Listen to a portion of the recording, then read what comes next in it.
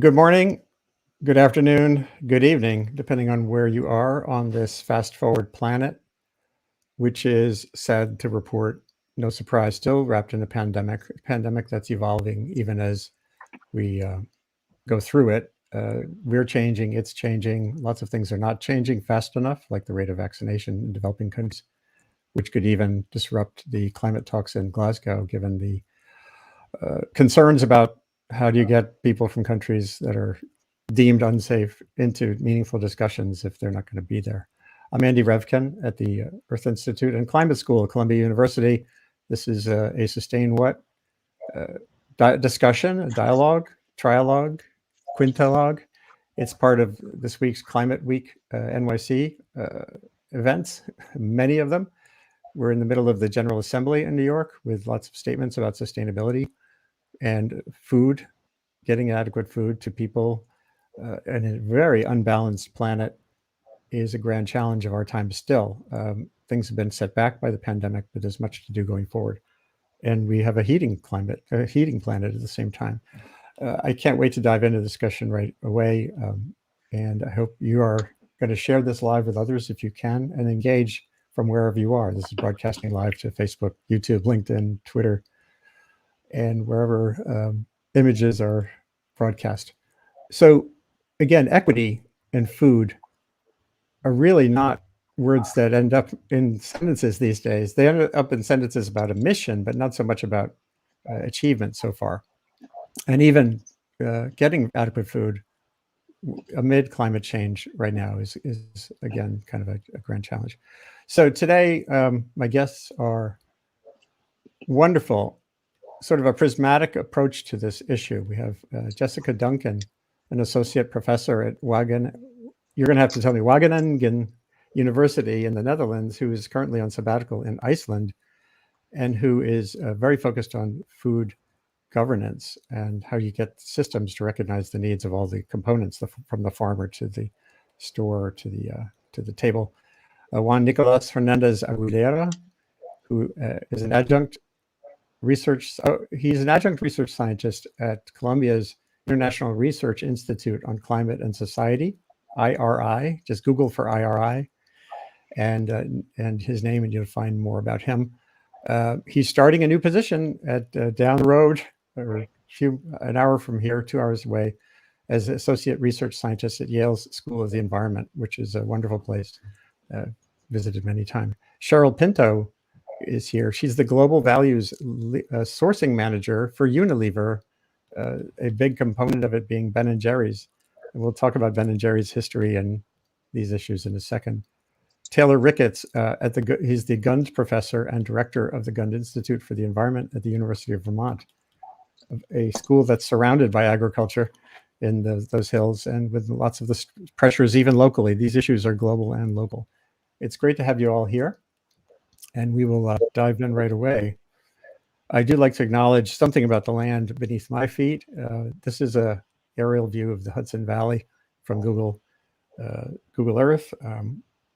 The river is called Hudson only because a guy turned his boat accidentally up the river in 1609, Henrik Hudson. And it has deeper meaning, of course. Our modern maps call it New York, Albany. I live in a little village in Putnam Valley. All these names derive from current events. But when you go back in time, as you can through nativeland.ca, native-land.ca is kind of a Google Maps for history. You'll see that we're here at Columbia, and where I live, it's Lenape territory. And I cherish the stewardship that made the lands the way they are now. So on we go into this question. And we'll start with Jessica, this is a picture that is coffee cultivation in Costa Rica. Like most of us, except for my wife, who's a tea drinker, had our coffee this morning. I'm still having mine now.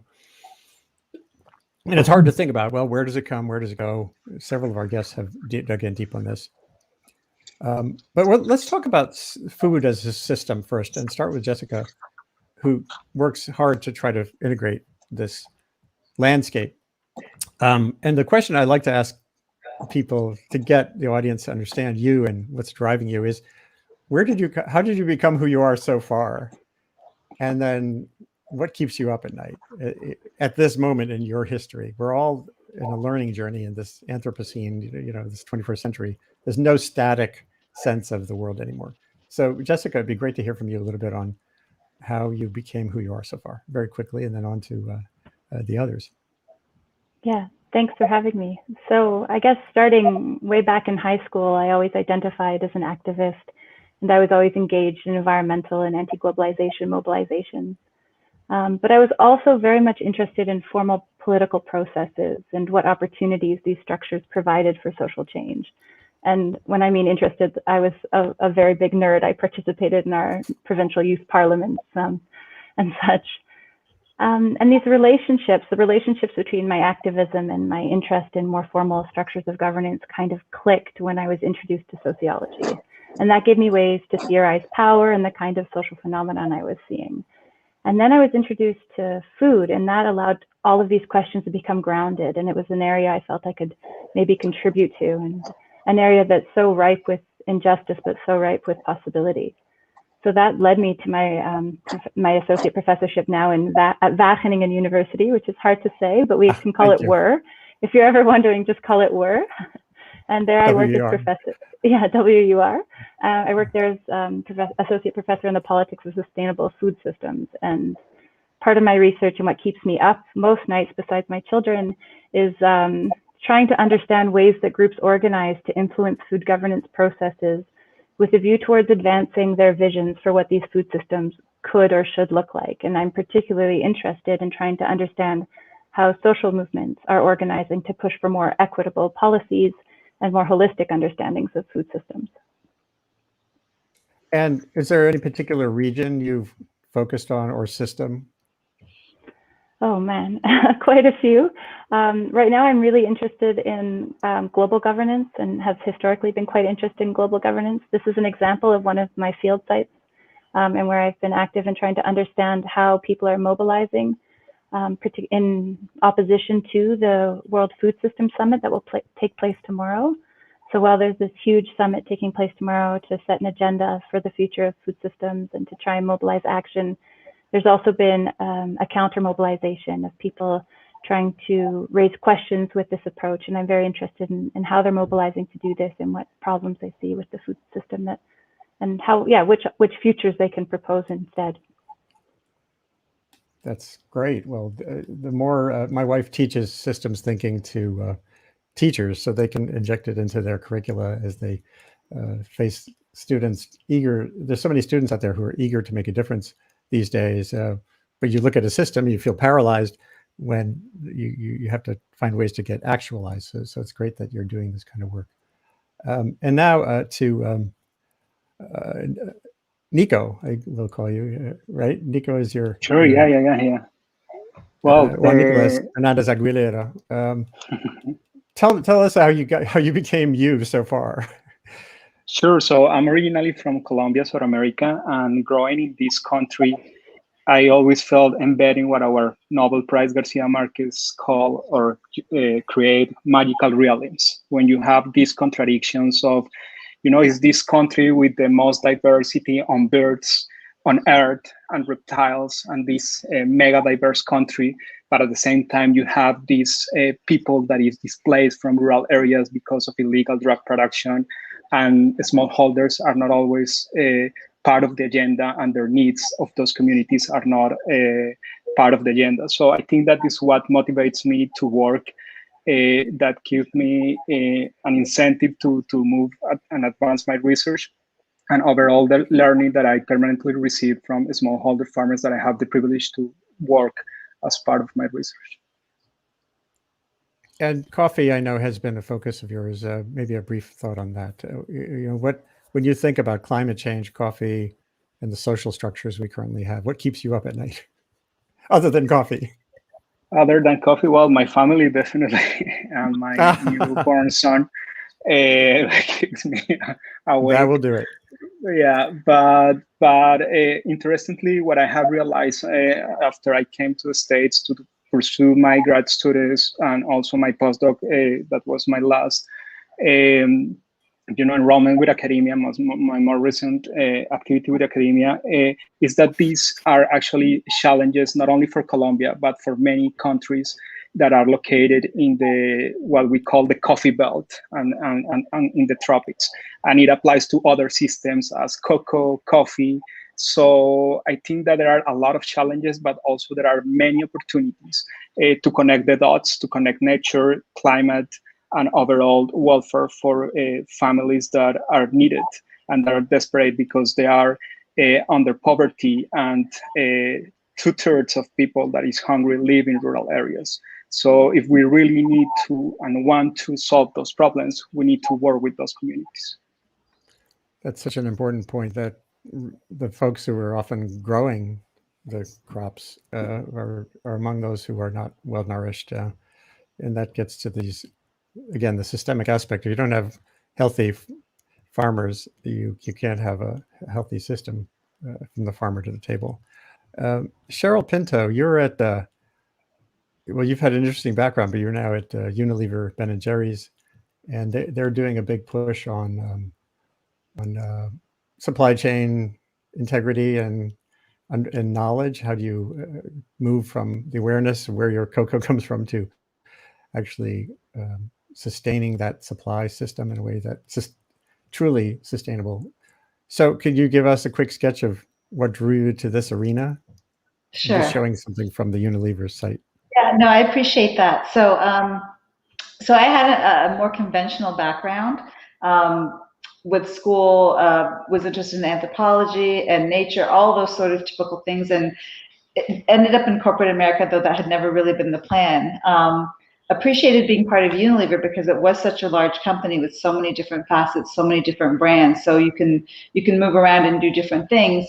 And when Unilever decided to really move into sustainability, that's when I started to realize that there really could be something that would actually drive my own personal purpose. And so you hear that a lot today about being purpose-driven, purpose-led. Everybody's talking about purpose because we do need to have our minds, our hearts, our souls, our actions all connected to have that fuel and energy for our work. And I remember that I would always, have a long list of charities and NGOs that I would be making my monthly contributions to save all sorts of different causes. But then realized that the power of a company with the hundreds and thousands and millions of dollars through its purchasing power could influence the work that actually happened on the ground. When that realization hit me, I realized that's where I needed to move my career towards. Because as consumers, as everyday consumers, there's so much power with where we make our choices and our decisions, and there's so much ignorance because I didn't know where palm oil was. I don't know what's going on with the poverty in the cocoa supply chain. How many people connect deforestation with cocoa? So there's so many of these pieces that are out there, and when you're working in a company and you become privy to this information, you can make very strong decisions that are ethical, that align with values, and that can actually build a better world. So that became like the driving force for my work. So you can probably hear from me that I'm actually really in my sweet spot. It's my dream role because a lot of supply chain experience coupled nicely with my values is now allowing me to try to really align with the work that Ben & Jerry's has been doing for decades, but to really connect fans and consumers to those farmers, to a better planet, to our social mission, things like that. So that was how I ended up here, and I've been here for several years, and it always feels like we're on the cusp of some new initiative, new engagement, because there's just so much work to do, and so the plate overflows because I span all sorts of ingredients: dairy, cocoa, sugar, brandies, like everything. And the systems thinking behind it is amazing because exactly to Nico's point and Jessica's as well, there's so many common challenges across all of these supply chains. Yet there are also some very nuanced issues. It's very contextual. And what keeps me up at night is figuring out how to find those unlocks, because I don't think we as consumers really, we pay for the true cost of food in many ways, right? It's higher healthcare, it's the environmental degradation, it's the poverty, it's like there's all these things, but they're really affiliated, with whatever cheap thing I picked up at the grocery store or through the drive-through. And so if we start to unpack that and start to really recognize also that, this came up with poverty with people, we're not going to be able to really address a lot of the challenges with climate change and environmental degradation unless people themselves are taken care of. And you know this, right? Someone is going to cut down a tree if it means that they have to put food on the table or heat their home or cook their food, right? So how can I put my values and push that onto someone when they don't have their basic human rights and needs met? So that's sort of the mix of stuff at 3 a.m. Sometimes I'll roll over and think, oh, now what do we, okay, put that on the list for tomorrow. And I want to ask a little more about the Ben & Jerry's component. When it was acquired by Unilever, it had this real tradition of thinking this way. In 1989, my introduction to this issue came as a reporter when I was in the Amazon rainforest writing my book about the murder of Chico Mendes, who was a rubber tapper, seringueiro, in the westernmost part of Brazil. And a significant chunk of the rubber tapper's income was through Brazil nuts, and I met Jason Clay, who was this early pioneer. He's now at World Wildlife Fund, I think, still, who was there in the rainforest trying to work out some of the kinks between rubber tappers collecting Brazil nuts, getting them to an operation like you see here to sort them and process them, and then getting them into Ben & Jerry's Rainforest Crunch at the time. So that's it, and yet it's felt one of the challenges has always been scale. One of the words that keeps me up at night and thinking about climate, any aspect of the climate problem or the sustainability question, is scale. Yeah. So we'll circle back to that. I think I've got some keywords here: sovereignty, scale, adaptation, governance, and we'll kind of work through those before we're done. So then, to you, Taylor, how did you get to where you are? Not just Vermont, but the themes that keep you up. Yeah. So I think overall what drives me and what keeps me up at night is trying to figure out how people and nature can thrive together, even as the world changes around us. And that's sort of a big idea with lots of dimensions to it that I spend most of my time trying to figure out. How I got here is I was trained as a biologist. So I was interested in conserving species and avoiding extinctions. And that first photo you showed, Andy, of the landscape in Costa Rica and coffee is from one of our field sites. And I used to go to a place like that, and I would walk all the way to the top of those hills and get into that forest and study the species in that forest, the rare and threatened things specifically. And then realized sort of the obvious thing that that's a tiny part of the story of a place like that. Species and farms and people in those landscapes are all one system. They all interact. And now those interactions are pretty much all I think about, how social and economic and natural parts of the system interact, particularly around food, because nothing connects those things or is more essential than food in driving the state of nature and driving livelihoods and so forth. So that's one thing. The other thing that really drives me is this belief that we need to harness research to solve real world problems. Universities have just enormous untapped potential to help society's big challenges, like the ones we're talking about today, but there's way too many barriers between the worlds of research and action. So in my career so far, I've kind of hopped the fence between worlds. Trying to lower those barriers. So I started as a researcher at Stanford for a while, and then I went to work at World Wildlife Fund for 10 years, working with Jason Clay and a lot of other people. And now I'm back in universities. And where I've landed here at UVM is sort of the culmination of that, because the Gund Institute is this place that focuses on exactly what we were talking about, how to harness knowledge and research to tackle some of the world's biggest environmental problems. And that takes new kinds of research. It also takes society and universities interacting in new ways. So universities taking part in solutions, not just studying things.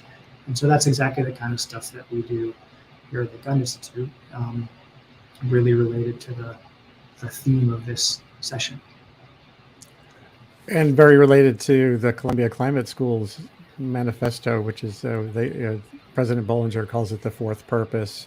Dan Kamen at Berkeley and Michael Dove at Yale in 1997 talked about the virtues of mundane science, is what they called it, being intentionally provocative, meaning science that can actually make a difference to somebody in the world today. And it's no surprise for Kamen, it was all about clean energy, so people aren't dying in households full of smoke. and now he's worked on that. And for Dove and for you all, a lot of it devolves from agriculture, land use. So that's such an important theme going forward. And Nico, we were talking earlier about the impediments to even bringing together the disciplines and practices needed to take a case like cocoa or rubber in the Amazon and create that landscape of change. We had a session in this webcast early in the year on that, and that feels, drawing on what Taylor said, and I'm sure this relates to Cheryl's work in corporate world and Jessica's. How much of the challenge in accomplishing food equity in a world heading toward 9 billion people with a changing climate can be is impeded by the lack of that? I was thrilled to hear several of you are social scientists. You talk to a lot of physical scientists or natural scientists, but is that the bottleneck, or is it bigger than that? Maybe just briefly from Nico, and then we'll talk about that. What's the system that can really address this system? Oh, Nico, you're muted. I'm sorry. I think that definitely is a bottleneck, and I make echo of what Taylor says about how actually academia has the potential to connect. One of my favorites editorial, it came from Nature 1 year ago, when there was an international consortium of research that evaluated around 1,100 academic journals.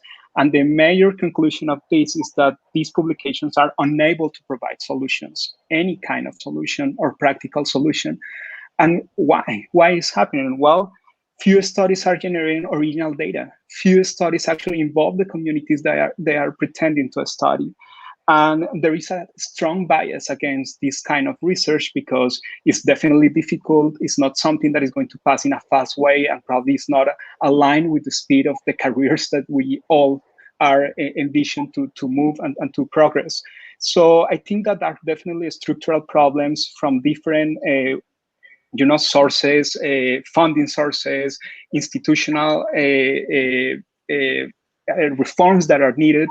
And I'm glad, as you mentioned, that there are new alternatives emerging that are not new, actually are the consequence of these discussions that are been happening during those years. But more is needed, and more dialogues with the industry, with the communities is required to find this for purpose and make this for purpose a reality. And Jessica, you're oriented toward the European perspective, being over in the Netherlands and temporarily in Iceland. Is the academic firepower that's necessary getting engaged with practitioners, and do you feel like this is a frontier still? Oh, sorry. Yeah. No, let me unmute. I was about to start speaking. Yeah, I think that there is an increasing trend towards prioritizing impact or valorizing impact through research studies, and that's coming through the European funding mechanism, certainly. However, how we understand impact differs. It's certainly not what I might consider the most impactful way of organizing, in part because, often the social science or the community is brought in after the design of the research. And while I agree that academia has a really important role to play as a knowledge producer, I think we also need to be quite humble. And I think we also need to be people who create space for other forms of knowledge, for other epistemologies, for different ontologies. And we tend to get very excited about capturing other people's knowledge and processing it through our frameworks. And I am guilty of this more than maybe anyone around this table. But I'm increasingly trying to, focus my work on maybe creating more space for those voices rather than speaking for them.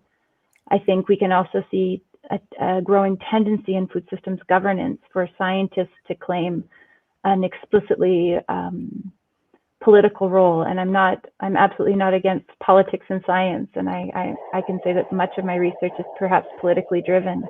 But when scientists play a role that is shaping political decisions, we have to ask ourselves what kind of accountability we have in place and how we can be held accountable for these actions. beyond just our academic institutions. And I think right now we don't have that. And I guess quickly, the last point I would make is that doing science with communities, whether it's citizen science or co-creating or working with more vulnerable or communities or people affected or dominated by structural injustice, requires sensitivity and training. And so often we just send scientists out into the field without adequately training them in the power politics and in the implications of telling these stories. So until we have a lot more training there, I'm for it, but I'm very cautious. Oh yeah, but you've hit a button that I pushed a little while ago when I was asked to lead a conversation on a really neat project in the Arctic, indirectly about food, because it was about sea ice variability and the ability of Inupiat hunters to keep safely traveling on the ice to hunt for seals. Columbia scientists worked with this community in a co-design project called Ice Bridges, with more foundation funding that I thought was amazing, because the funding was the exact opposite of like an NSF grant, which has a purpose, an outcome, study the SARS-CoV-2 virus to elucidate its X. And this was funding that was expressly to build a relationship between the Inupiat community and the scientists, with no outcome in mind. And then they studied sea ice change and seal hunting because they were adhering, not just listening, but totally really engaged with that community and in designing the work. And now there are a bunch of papers coming out, and there's a film of it and stuff. So I just think that aspect is so important. How does this, Cheryl, how does this relate to the corporate arena where, you're serving multiple audiences, the shareholders, the consumers, and you want to have that trust, assuming you have an educated consumer. There was some famous New York clothing store where he said, an educated consumer is our best customer. Yeah. But I think that isn't always the case for a lot of big companies. So how does that model, what's needed to build the ecosystem that you feel will give you the legacy at Unilever, in 2050 or beyond? That you've been on a good track. Yeah, I think there definitely is this idea of relationship and trust with our fans. So I focus really on Ben and Jerry's, and then we're within the broader Unilever pool. And I think we like to think that Ben and Jerry's is the tip of the spear for a lot of what Unilever does, because we're small, we're nimble. We sometimes do take very strong positions that the parent company would normally not just trot into, but they accommodate because of our structure. And I think one of the key pieces that has kept Ben & Jerry's very close to its fans is the sense of transparency and trust. And this point about education is interesting, because often I think we realize that brands do want to be able to capture the value in the market. You don't want to leave value uncaptured. So if a consumer or a fan, as we call them, understands what it is that they're getting from the brand, then the value is there. But if something is not conveyed, communicated, understood, expressed, then it might as well not exist. So when we engage in some of the work that we do, I'm often asked, well, how do we explain this to fans? What's the storytelling? How do you have them appreciate this effort? And it's interesting, because Ben & Jerry's, we would do certain things anyway, whether or not we're telling our fans that we do it, because in our eyes, it's the right thing to do. It aligns with their values. When we do tell our fans, though, you see this appreciation, this uptick in comments on our social media, et cetera, because I think there's such a lack of trust on so many fronts, sometimes with the government, with other brands, with greenwashing, all these sorts of pieces. Now with social media, you don't have that veil anymore. So anybody with an iPhone can sort of access things, see things. Driving by a dairy farm, if they think it's a Ben and Jerry's, and there's cows standing by the lake, pictures are taken, and boom, everything explodes. So there's so much more on this side of it. So for us, I think it's a new way of doing business. Transparency is even more critical. Putting it out there and being honest whether or not we meet goals, we do projects, where we fail, where we learn, is also a key piece of this. There's so much also information overload, and so you have to think about the bandwidth of who our fans are. There's all sorts of studies about just how many seconds you have to grab someone's attention, which seems to be getting shorter. we're also, this now ties back to Jessica a little bit though, like with the whole validation of the study, the research, because you can intuitively think something is correct, but everybody wants to see the science and the data. So we as a brand, again, are now so much more closely connected to UVM, working with extension, working with other scientists, again, to design studies. Even in my cocoa work, and we're doing a lot of work with living income, where do we get the science? How do we actually now, get the data to demonstrate that farmers really benefit from an increase in price that translates to a greater income? So we're sort of caught in this space of having to sort of fund and be an engine to drive some of that research, because it sort of validates the theory of change that we've been working on for so long, hoping again that if we need to, we can course correct. Because I think ultimately, and Jessica said this as well, it's all about impact now. Everybody is really moving from impact to outcomes. Like there's no more just about the simple output of this study led to this. It's connecting the dots, because I think we feel the urgency and the need to make some systemic changes, and you can't do that unless you're able to see the impact. So there's a lot of different fronts, but one of the biggest challenges is trust, transparency, and then driving that connection so that, again, a consumer, when they pick up a product, know what they're getting and they understand the consequences of what they have in their hands. That's great. I've just posted the visual here of the idea of governance. Let's dig in on that word. At the large scale, climate change, when I started reporting on it in the 1980s, half a life ago, I think everyone assumed the solution was governance, old style governance, meaning some top-down structure, carbon regulation, essentially at the global scale, and measurement and timetables. That went away, and the Paris Agreement is much more about cooperation through collaboration and consistent language with transparency. What does that feel like in the food system arena now? How much of governance is the FDA or its equivalent entities pushing industry in a certain direction? How much of it's a new form of governance? Maybe Taylor, if you could offer some thoughts on that word, and then we'll get to some of these other sovereignty and adaptation, the things we'll try to get to. And there's some really good questions coming in too. Yeah, great. So, I mean, there's so many levels and dimensions of governance, and people on this call are going to cover some really great ones. I think that specifically the topic of this session about climate change and equity and food systems, I think climate change is going to present some really big governance challenges at the country level for national governments as it begins to disrupt these connections between farms and nature and people. And the one that just sticks in my head, and another thing that keeps me up at night, is the place that we've worked a long time on, coffee in Costa Rica.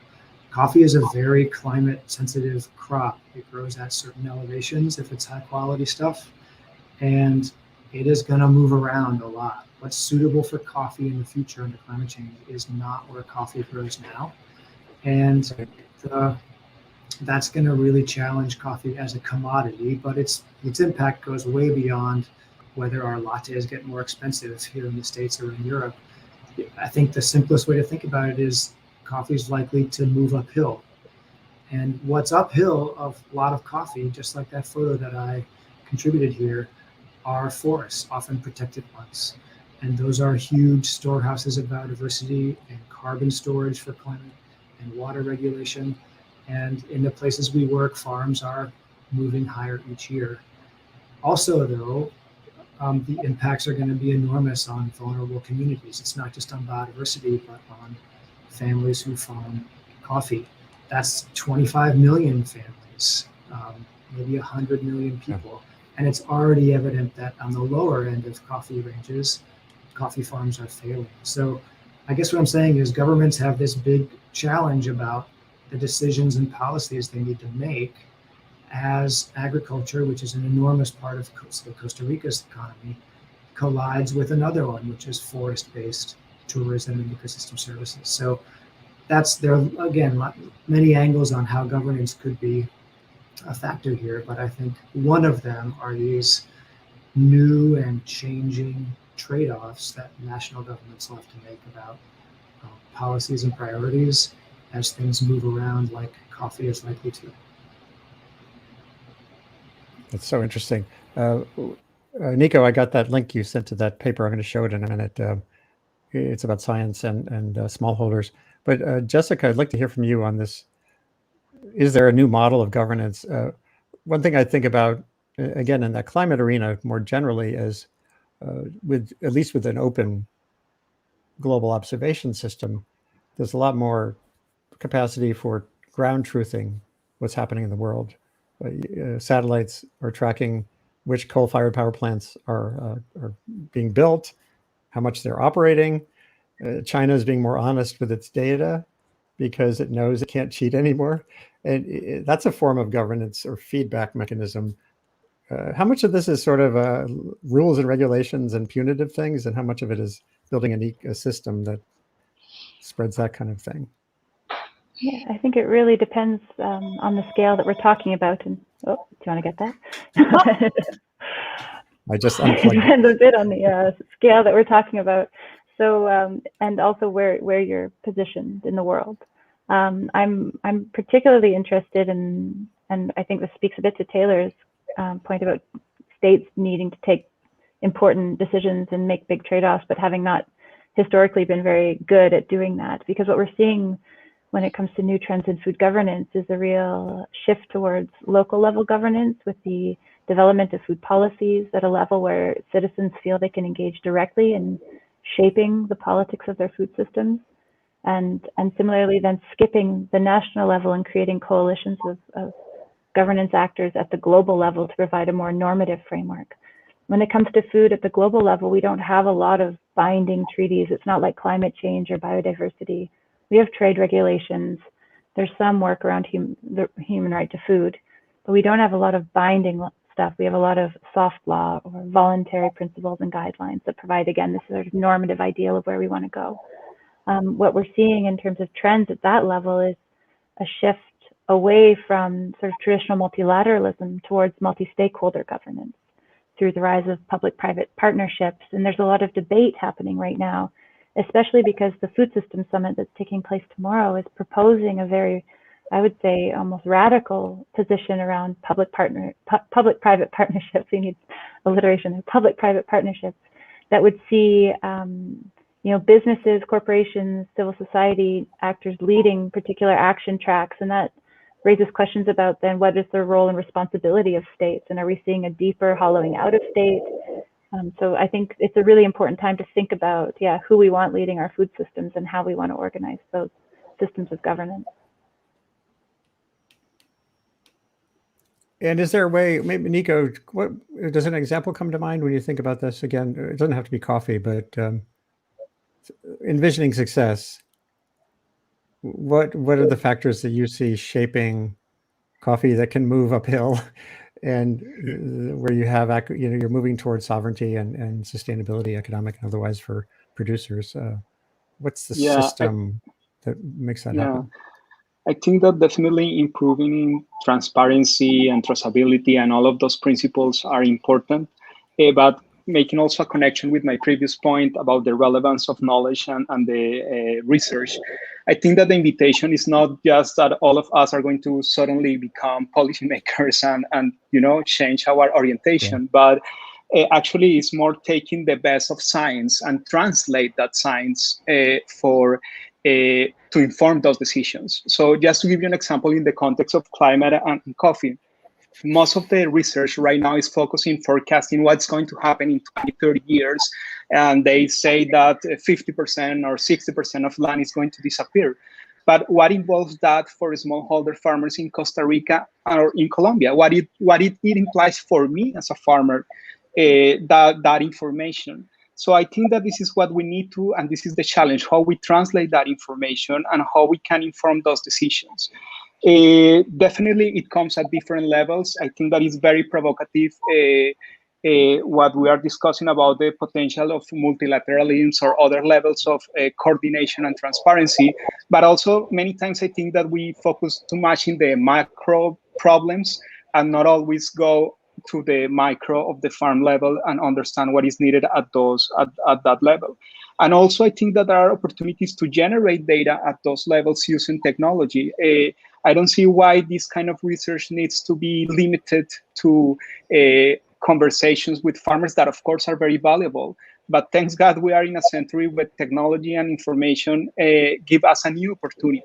But it also opens new questions: how we democratize those sources, how we use those sources, and we verify that this data use it with the purpose that we are expecting to use it. So I think that governance also is combined with other aspects in terms of opportunities for technology and communication and new ways of data generation.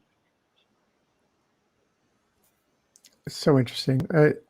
Jessica, getting back to that UN-driven sort of the People's Summit, what is it that companies aren't doing yet that might make a difference? Or I don't know if we should focus on, we could focus on, what would be able to build a better relationship between the Unilevers of the world and the peoples of the peoples down the system from your perspective. Yeah, I think maybe Cheryl's better positioned to speak about that. Well, we can start with Cheryl and then on swing back. Yeah, well, which is I not can just start about if that makes her happy. Well, yeah, I think start with the people. Yeah. I can start with the people. I think the concern from what I've been observing in terms of the counter mobilization to the Food Systems Summit has been what they see as a failure on the part of the organizing team to include the voices of those most affected and to prioritize a corporate agenda and corporate-led solutions over the solutions of that people who are doing the work of farming and people who are impacted by food insecurity, for example, are promoting. So yeah, here they're saying food systems for people. There's a big campaign, Not in My Name, and Stop Corporate Agriculture, Promote Food Sovereignty, something along that slogan.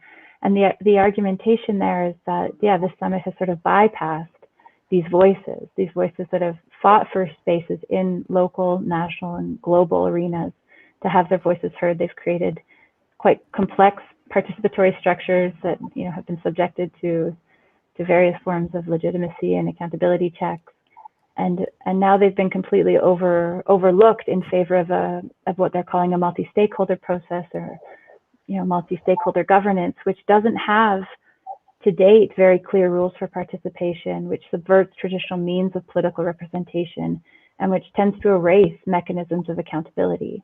And so this is, it seems really great when everybody has a seat at the table, but the metaphor that's being used is it's not that great if the table's been set and the menu pre-decided. But in terms of whether there's a chance to sort of shake hands with the Monsantos and Unilevers of the world, I don't know. I'm in neither of those camps. I think there's potential in dialoguing, certainly, and in debating. There's one lens on this I want to bring up, which is food sufficiency comes in different flavors.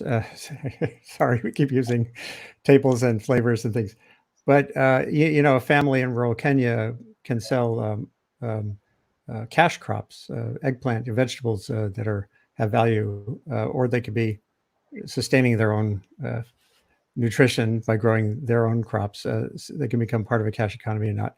Then you also have you can have communities in the Amazon. This is happening in the indigenous communities in the Amazon, where there are traditionalists, like in the Xingu Reserve, who are doing extractive production of products to sustain the forest and themselves. And then there are communities in Mato Grosso where the indigenous people are leasing their land to soy farmers. And you have these really interesting and troubling dynamics emerge around that. Even in Brazil, just briefly, there are different agencies fighting for and against in the indigenous communities that are trying to have a more modern economic approach to stuff. So you can get into a tangle with this kind of arena, although maybe to Jessica's point, it still comes down to if you really are respecting the rights of folks on the ground who are traditionalists or who are just there, sometimes that comes with some uncomfortable realities in terms of what they would like to do with their own land and work. I don't know how this comes up in the various arenas you're all in. But maybe we get to just Cheryl, because on that the points that Jessica just raised, and then we can discuss that diversity at the production level too. Sure. It's interesting, the conversation that's happening now about the voices not being included, and I really like that extension of that metaphor, Jessica, about the menu being preset, because Ben & Jerry's had an experience a few years ago in our dairy supply chain where we were working with a worker-led group called Migrant Justice, who have a standard called Milk with Dignity. And it was, to your point, it was a really challenging time where you had a corporate top-down approach to what we thought was a pretty robust dairy sustainability program, working with climate-friendly practices with our dairy farmers, animal welfare, etc. You had farmers who have been legacy farmers, and they're doing a lot of very good work, and these are their individual farms. You have dairy farm workers who felt like that they needed to be able to express their needs in terms of their work and housing conditions, labor conditions, etc. So anybody who's listening can probably go back and dig and see all the headlines, because it was a interesting, challenging, and really big learning opportunity for me and for my team, where we really recognize that challenge of, to your point, having all the voices at the table, but also recognizing that you need to be in that space of discomfort and step back from imposing what we think is right, by recognizing that those who are most affected and impacted know what they need, can express how they want it provided to them, and then just get out of the way and let them do it, sort of thing. So it's really helped us recognize the power of worker-led movements and having that voice there to be able to have that agency in the process. The same thing with our work with Fair Trade Farmers. The reason why we partnered with Fair Trade International was because the producers are actually half of the governing body for that organization. So they themselves, again, are agreeing to all of the standards. So for B&J, it was always about having all the stakeholders and those impacted at the table. The next step, of course, now is to make sure then that they've got full agency. But it's trade-offs. It was incredibly challenging to be able to have the farmers who have been working in a certain way be instructed and told, this is what you need to do to supply to us. And eventually it's all voluntary, right? So if they want to work with Ben & Jerry's in this program, choose to do it, but then they need to follow the requirements of the program. So so again, if anybody wants to talk about Move Me afterwards or dig into it, there's a lot of material now that's on there. We're still, I think, we were the first company to sign on. We're the first dairy company to do it. There are other efforts, again, to do that top-down approach. So you've got corporate-led, you've got the national body sort of suggesting this is what our farm worker labor standard is going to be. But for us, there's a gap because you don't have the farm workers' input and governance in that space. And so by extension, then when you look at other supply chains, the same thing. Then when we work with our cocoa farmers and we're doing the work now to develop, we're ensuring that they're part of the design process.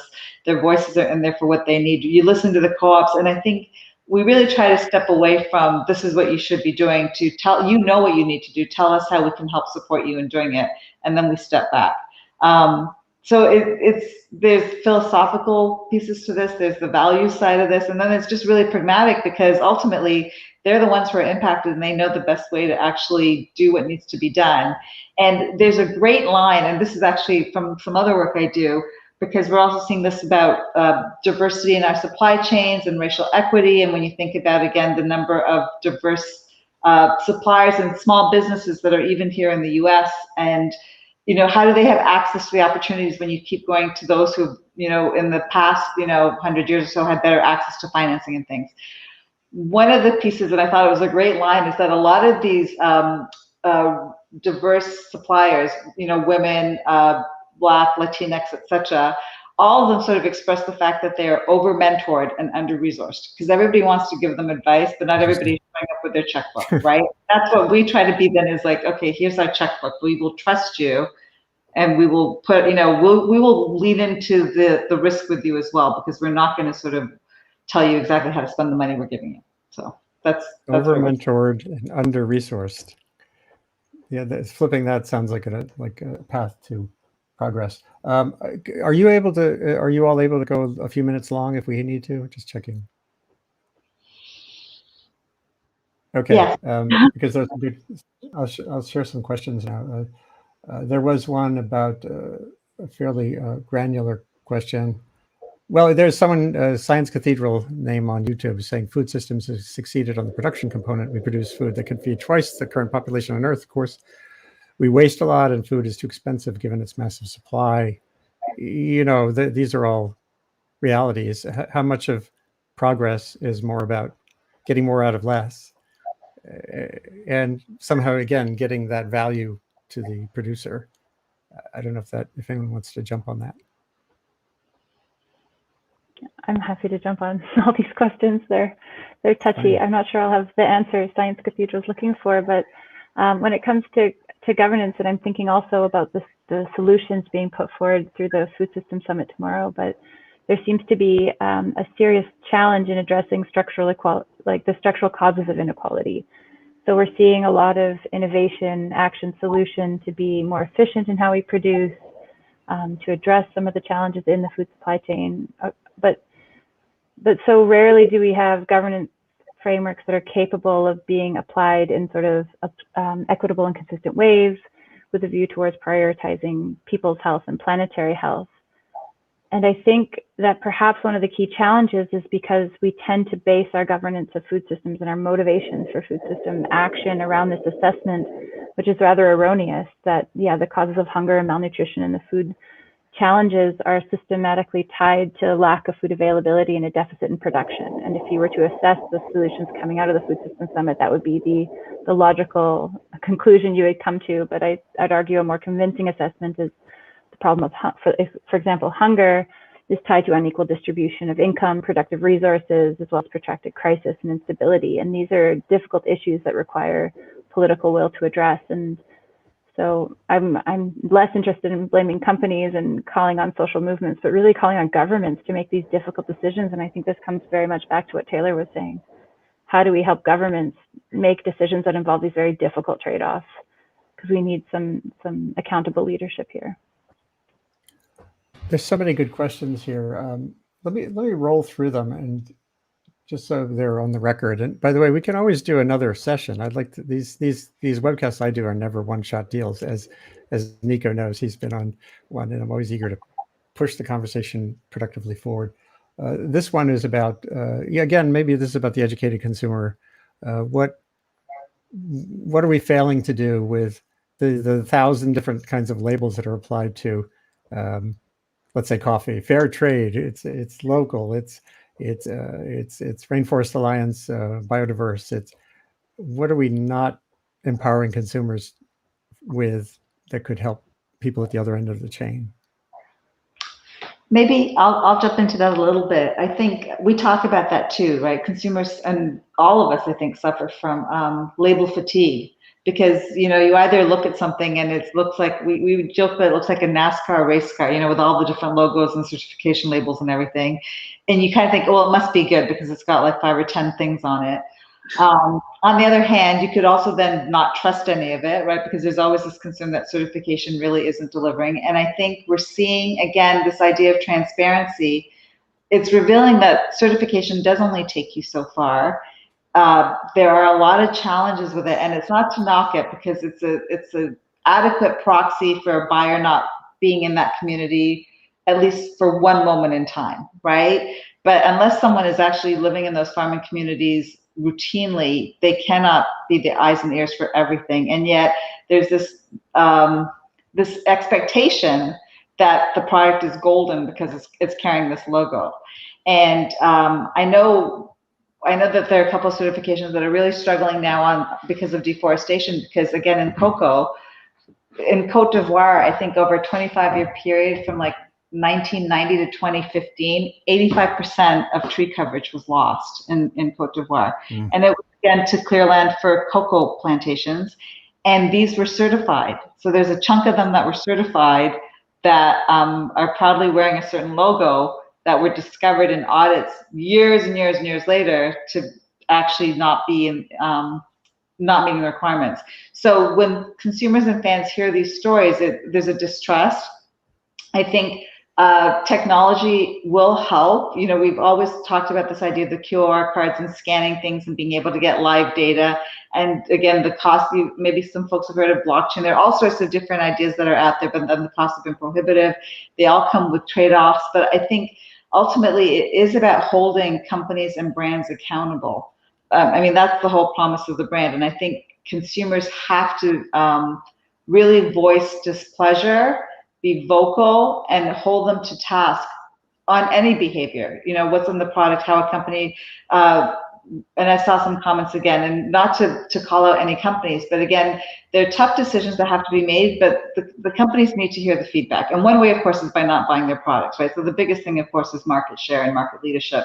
But the other side is just, again, engaging with them through the consumer complaints on social media, et cetera, to ask these questions, because that brand equity and brand trust is powerful, and the consumers ultimately own it. And if they're able then to drive what that company does, it will force it. And it's a push and a pull, because we do need to have governments stepping up to play their appropriate roles, because you have a lot of companies now in that fuzzy lane where and I'm speaking from personal experience, we're trying to build enabling environments for farmers because their governments are failing in their countries. But that is not the right position in place. So I think being an educated, active consumer, picking a few issues to get to know, because you can be overwhelmed. There's just so much out there that you can get very depressed really quickly, but pick a few and then hone in on it, and then just set yourself a goal of staying on top of it, and then holding those companies accountable.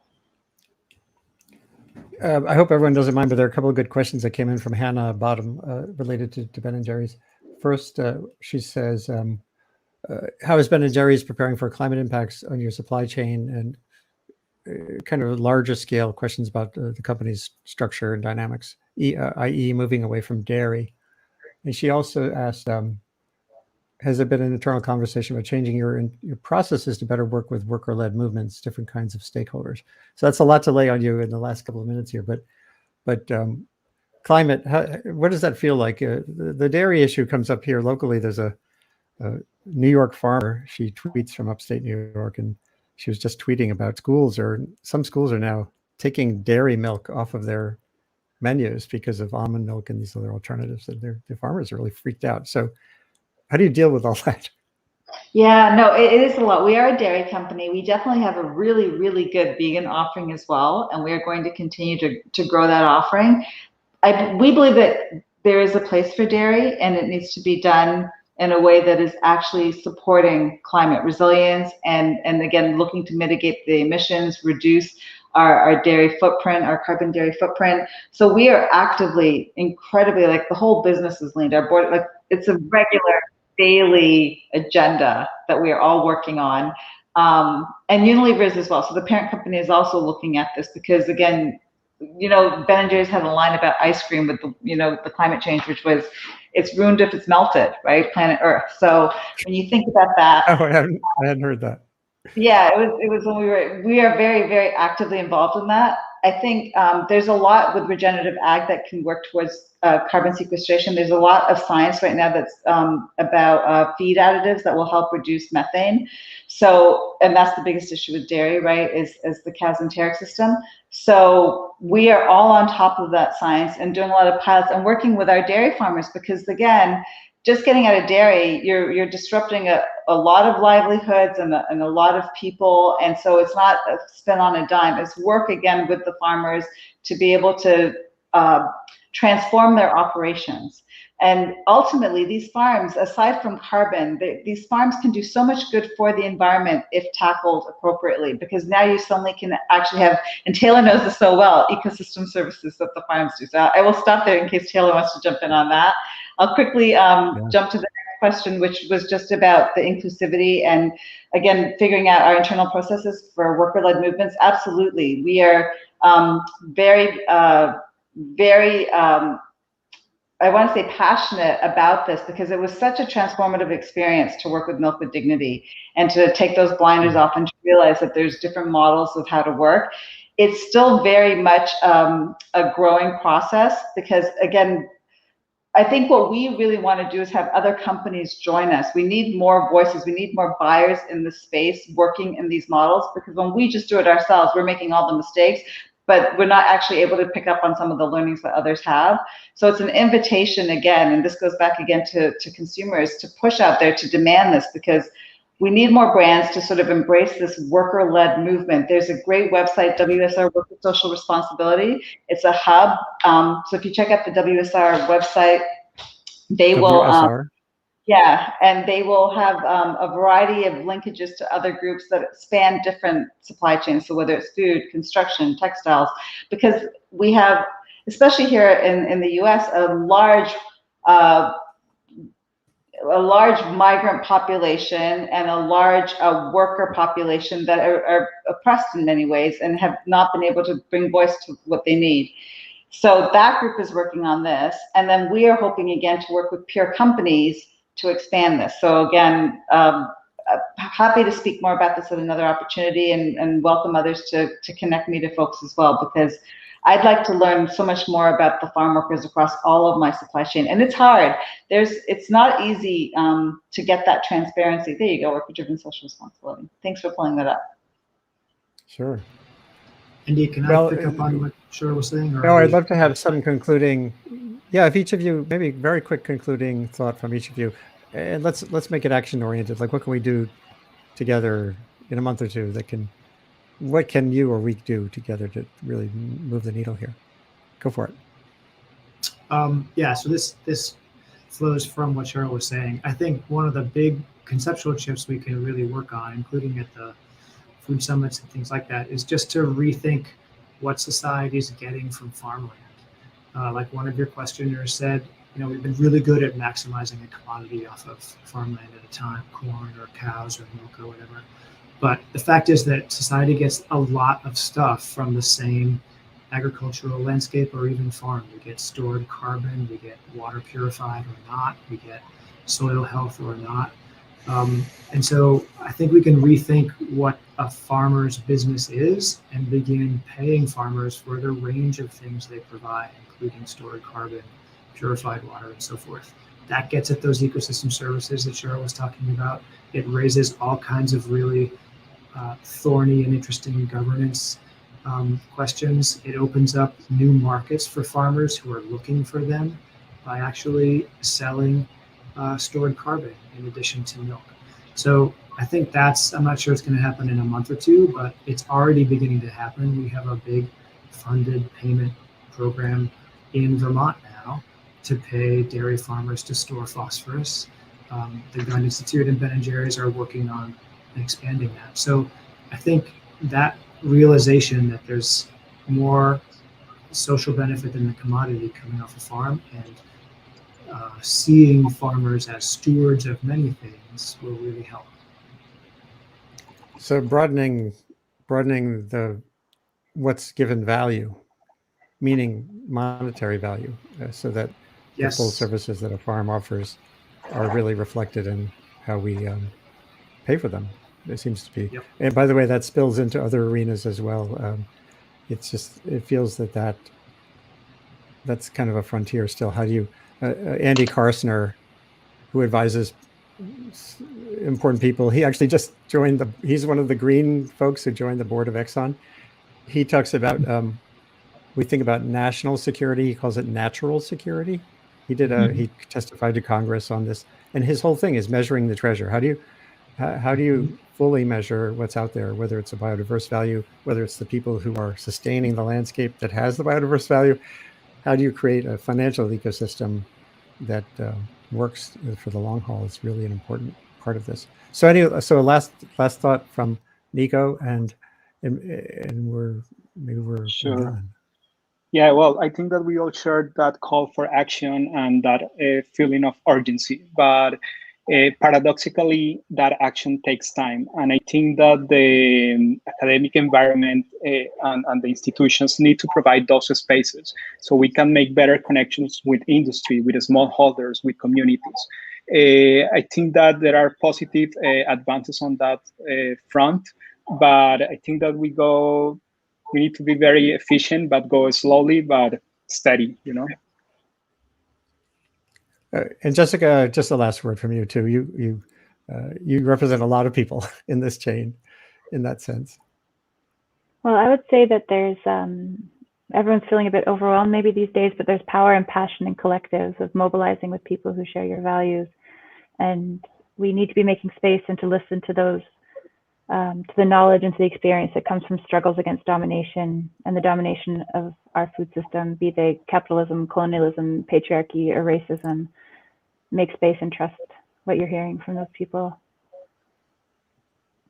This sounds like a really important call going forward through this summit that's happening tomorrow for sure.